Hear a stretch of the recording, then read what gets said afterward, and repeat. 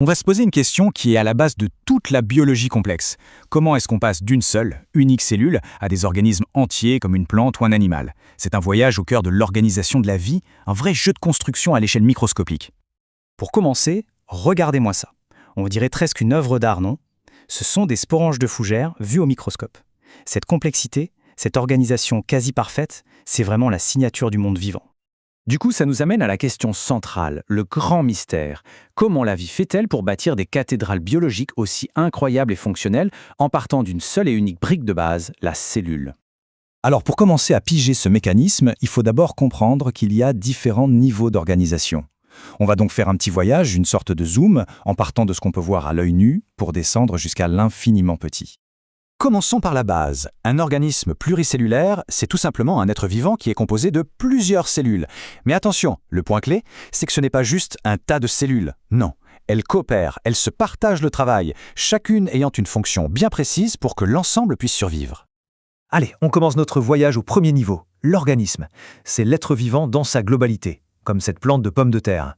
C'est l'échelle qu'on connaît, celle qu'on voit tous les jours. Premier coup de zoom. À l'intérieur de cet organisme, qu'est-ce qu'on trouve?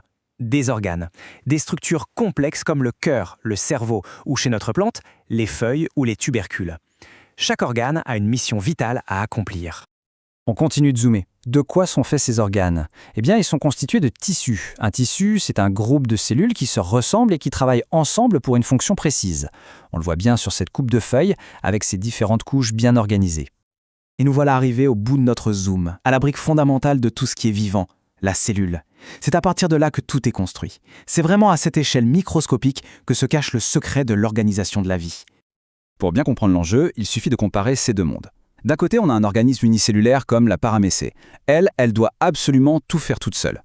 Manger, bouger, sorprodaire, c'est un vrai couteau suisse. De l'autre côté, les cellules d'un organisme complexe sont des ultra-spécialistes, optimisés pour une seule et unique tâche. Et justement, cette idée de spécialiste, c'est la clé de tout. C'est le secret qui permet la complexité. On aborde maintenant le cœur du sujet, le pouvoir de la spécialisation, ou comment la vie a inventé la division du travail à l'échelle cellulaire. Alors, la spécialisation cellulaire, qu'est-ce que c'est concrètement? C'est le processus qui permet à des cellules de se transformer, d'adopter des formes et des fonctions très différentes pour devenir des expertes dans un domaine. La contraction pour un muscle, la communication pour un neurone, etc. Et pour se rendre compte de l'ampleur du phénomène, il faut savoir que le corps humain, à lui seul, abrite, tenez-vous bien, environ 200 types de cellules spécialisées différentes. C'est une véritable société hyper organisée où chaque cellule a son métier. Ce qui est absolument génial, c'est que la forme est toujours parfaitement adaptée à la fonction. La cellule nerveuse, avec ses longs bras, est faite pour communiquer sur de longues distances. La cellule musculaire, tout en longueur, est bourrée de fibres pour se contracter. Et les cellules du pancréas, elles, sont de véritables petites usines à hormones. Parfois, ce principe d'optimisation est poussé à l'extrême. Regardez ces poils absorbants sur une racine. Ce sont des extensions de cellules spécialisées dont l'unique but est de multiplier la surface de contact avec le sol. On parle d'une augmentation qui peut atteindre l'équivalent d'un terrain de tennis. C'est juste dingue comme la nature est efficace.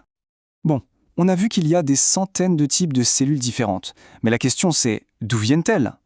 Elles n'apparaissent pas par magie. En réalité, elles ont toute une origine commune, les cellules non spécialisées. Et là, on touche à un point absolument fondamental. Toutes les cellules d'un organisme, qu'il s'agisse d'un neurone ou d'une cellule de peau, proviennent en fait d'une seule et unique cellule de départ, la cellule œuf.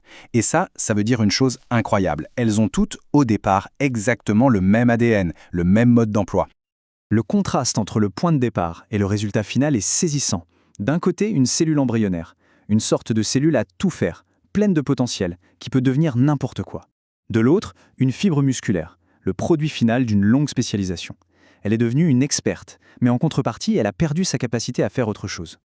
Ok, on a donc des milliards de cellules organisées en tissus. Mais comment tout ça tient ensemble? Qu'est-ce qui fait que ça ne se désagrège pas?